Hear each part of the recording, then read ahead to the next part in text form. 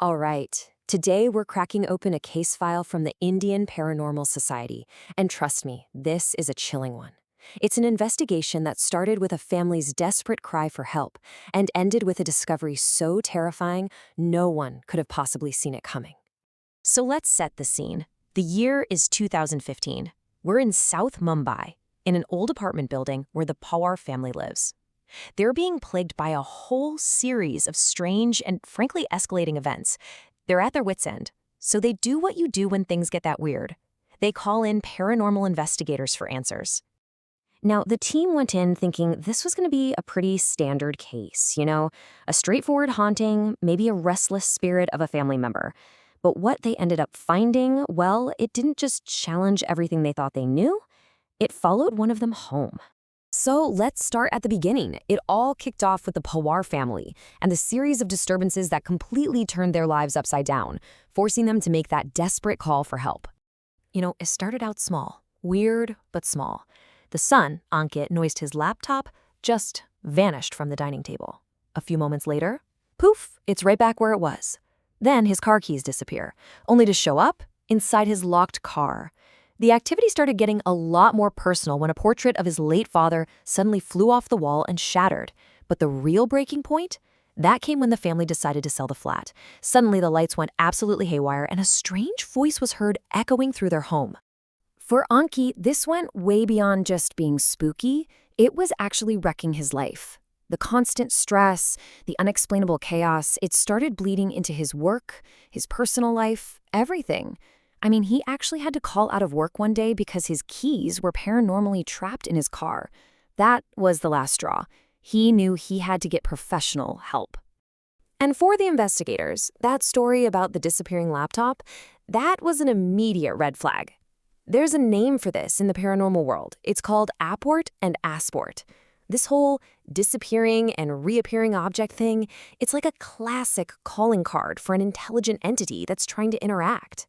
So with the situation getting worse and worse, a 4-person team from the Indian Paranormal Society showed up at that old South Mumbai apartment, ready to figure out who or, what was terrorizing the Pawar family.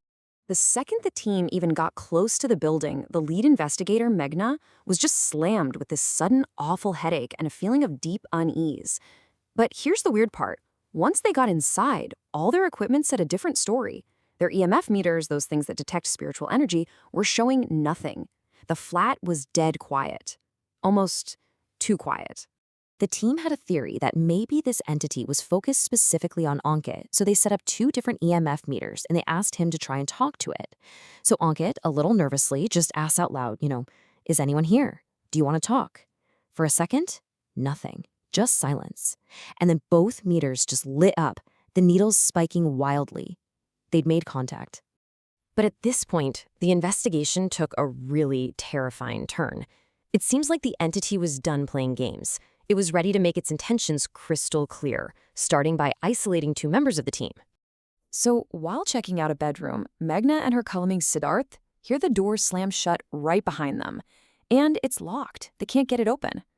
The lights start flickering like crazy before just dying, plunging them into total darkness. At the exact same moment, this overpowering, disgusting stench, like rotten eggs, fills the room. They were trapped. Now, these are experienced investigators, right?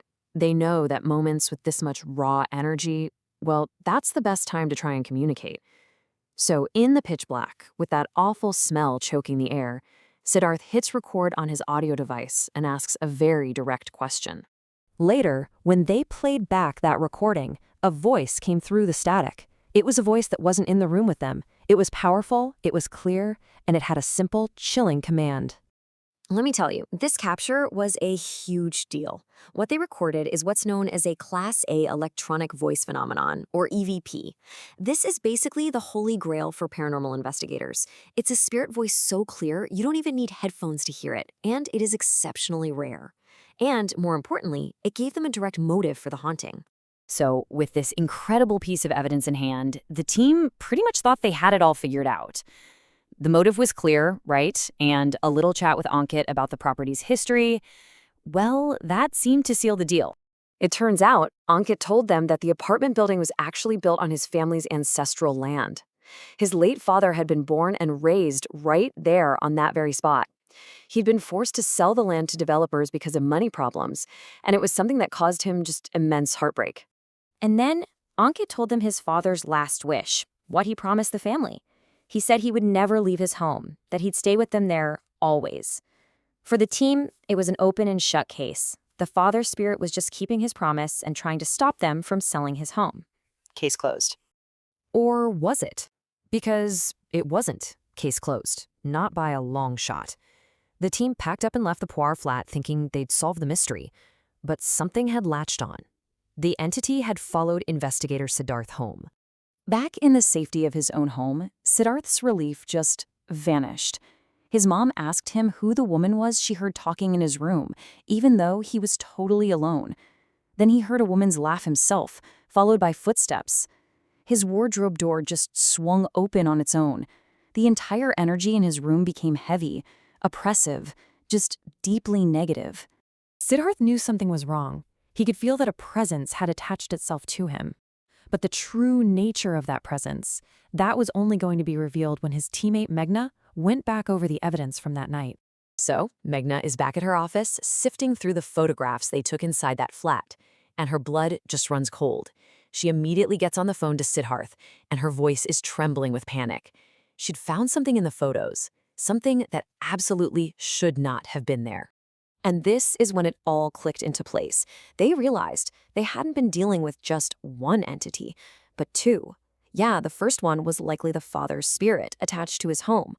But the second one, that was something else entirely. Something darker, with motives they couldn't possibly know, and with the ability to attach to people and show itself in the most terrifying ways. Because hidden in the shadows of those photos, standing right behind Siddharth, was a figure. It wasn't human, it had a goat-like face and large horns. It was a classic demonic manifestation. It had been there the whole time, just out of sight, watching them. And that leaves us with this final, absolutely chilling question. Was the team really interacting with a grieving father's ghost who just wanted to protect his home?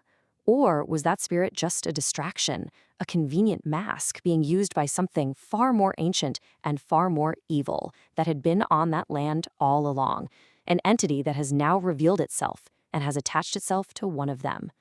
We may never know for sure,